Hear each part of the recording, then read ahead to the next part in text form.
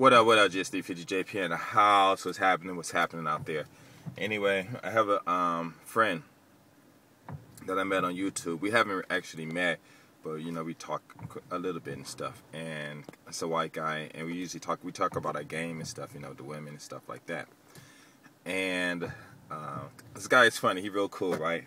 But anyway, he asked me to tell him a little bit about my game, you know, a little more about my game. So before I get into that, I want to use this example. It's perfect for it. Okay, there's this video on YouTube where LeBron James and Wade were dancing in the center court with these other two guys, and the other two guys were old school. And LeBron and Wade, they were the new school, right? So they let the old school go first, and the old school, they started, you know, gyrating their hips like they were like doing it, standing up and stuff like that, and the crowd kind of got into it and stuff, you know. And then when they did the new school, you know, LeBron and what's his name? Wade started jumping around and stuff, and the crowd really got into it, right? So it was like a tie 1-on-1 or something like that, and it was really interesting, right? So what happened was, of course, if you saw the video, you saw it, that they started doing it again, and some dance or something was going on, and the old school guy said, yo, wait a minute, you know, put this on, play that. You know, I mean, they just took over and say, wait a minute, you know, back in our days, you know, there was love. There was black love. Black men love black women. Black women love black men. You know, white guys love their women, and white women love their guys, and Asian was on Asian and all that stuff. You know, that was the old school days, you know what I'm saying? And everybody had pride in themselves. And when we went out dancing, there wasn't no guys dancing by themselves or dancing together and all that crap. I mean, I don't know when that popped up. You know, I was glad I wasn't even in the States, you know. But when we were going to the dance floor, if you were on a dance floor and you didn't have a girl, you were going to get kicked off. You know, somebody's going to come in, the bodyguard or something, tell you to get off the floor. You know, unless you were drunk and, you know, being a clown or something for a couple of seconds. Other than that, that wasn't happening, you know. And what happened was they started playing some music and stuff, right? And like I said, you know, the old school go, wait a minute, put this on. And they told them to put some music on and stuff. And they started gyrating again, and all, you know, and then James and Dwayne started, you know, copying and stuff like that. And the old guys were like looking at the young guys, say, wait a minute, we ain't from your time where we dance with guys. And they was like, what? Yo, we need some women out here, you know. So they went up in the stage, you know, and on the stage and the benches and stuff, and grabbed some women off the bleachers and stuff. They started dancing, and that's the era I'm from. You know, we weren't scared to talk to no women. It wasn't even about, you know, low self-esteem or nothing. It was this, you saw a beautiful woman and nature. It was like, you know, electronics, positive and negatives attract. You see a beautiful woman, and we just went over there. Yo, baby, what's up? How you doing? What's your name? You know what I'm saying? Let me get your phone number. You know, where you going? Let's go do this right here, right now, da-da-da. And the girl's like, oh, you crazy? Yeah, I'm crazy, all right, but, you know, I want to be with you. And, you know, we had our little lines that we would throw and stuff at that, especially when we was in L.A. at the Fox Hills Mall. Me and homies from Venice, we used to always go to the Fox Hill Mall. We would walk to the Fox Hill Mall. Oh my God, that was a long walk and stuff. And we go to Westwood, you know, my friends, we would walk to Westwood. I think that was like a 10-mile walk. Go to Venice Beach, Santa Monica. You know, not too many of my friends from Venice went up to Hollywood, but I used to go up there all the time. You know, all kinds of places out in Inglewood to they dance house parties and stuff. UCLA had house parties and stuff. Over in Santa Monica on 2nd Street in Santa Monica, there was some little auditorium there. You know, it was this other club. I can't think. I want to say it was the ABC Club or the XYZ Club or something. But it was right. I think it was like right where the Hooters is now, or the building next to it, or near there.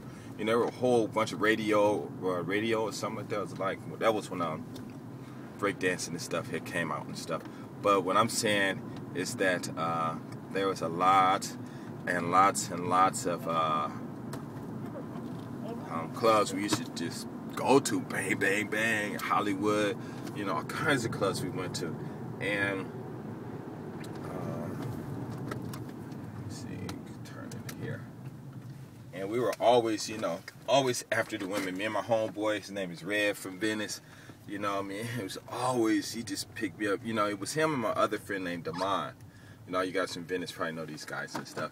And them guys were the ones that were, like, really into white girls and stuff. I wasn't into them and stuff. Not because I didn't like them or anything. It was just that, see, during that time, I wasn't really doing anything. You know, I'm always chilling. You know, and if a girl walk by and she fine, and I'm like, yo, what's up? If she talks, if she don't, then fine. You know, I just go talk to another one and stuff. But that's the days I was in. So anyway, before I run out of time, I want to talk about my game, okay? My game is basically, it's almost like if it's already planned, you know? If I see a girl and I can walk up and talk to any woman, you know, and say what's up. When I was in LA, you know, I call it a curse because I'm a friendly person. But if I was like always in a playboy mood, then of course, you know, that's a blessing. But because I was always in a friendly mood, I'll walk up and talk to any girl. I don't care, you know, if she around and, you know, I want to talk to somebody. I go, hey, how you doing? What's your name? Where you from? You know, what you doing? What kind of clubs you go to? We ask them and stuff like that. What you doing tonight? You want to go to the club? You know, we just get to the point, you know. And for me, it was more or less that we had this scale from 1 to 10. I don't believe in it, but, you know, most people can relate to it. And from 1 to 6, the girls from 1 to 6 would not talk to me, man. I ain't joking. They would not give me no play. I would have to like beg and beg and beg, and they was like, no. I mean, I'm telling you, I had to put in some work for them. But the ones from 7 to 10, oh man, it was like they came to me. You know, like one time I was in Santa Monica when I was living on 4th Street and Santa Monica Boulevard, right off, not 4th Street in Santa Monica, 4th Street in Ocean Park. And for those who are from Venice, you know, you walk up 4th Street and you go over the bridge and stuff where the mirror is and stuff, right on Ocean Park Boulevard and stuff, right on the Santa Monica mall side, or the promenade side. There's these, going down the hill a little bit, there's this complex. I used to stay there and stuff. And I walked down Santa Monica one day and I saw these 3 girls. They were singers and they were bad. I mean, they were bad. So I walked over and said, oh, how you doing? What's your name and stuff? You know, all the guys looking and stuff, you know. And they had this one big old bodyguard, man. This dude was huge. He was like, man, you know, you can't talk to the girls. I'm like, and I'm thinking they were probably singers or something. I didn't know who they were and stuff. So I'm like, why? You know, because, you know, I'm their bodyguard. And I'm like, man, chill out, man. Dang. I'm just talking to him, you know. So I started talking to, it was like 2 sisters and 1 Latino girl. She was fine. They all were fine. They were all fine. So I'm sitting there talking. And me and the sister, we just talking, just going at it and stuff. You know, it was real fun. I hung out with them for about like an hour and something, you know. And this was at Santa Monica Pier, I believe it was. And, I mean, women that were fine, I mean, I had no problem walking up to them, say, hey, how you doing, whatever. But at that time, I wasn't into sex or anything.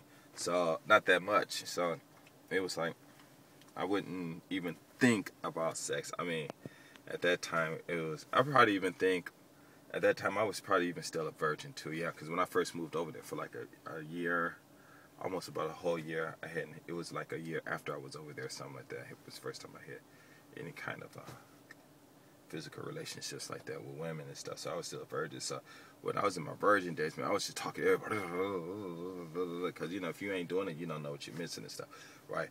So I was just talking to all these fine girls and stuff. And after things got started and stuff, and I got on the road and all that stuff, it was still the same. I go to college, you know, I had all these fine girls and stuff. So basically, part 2.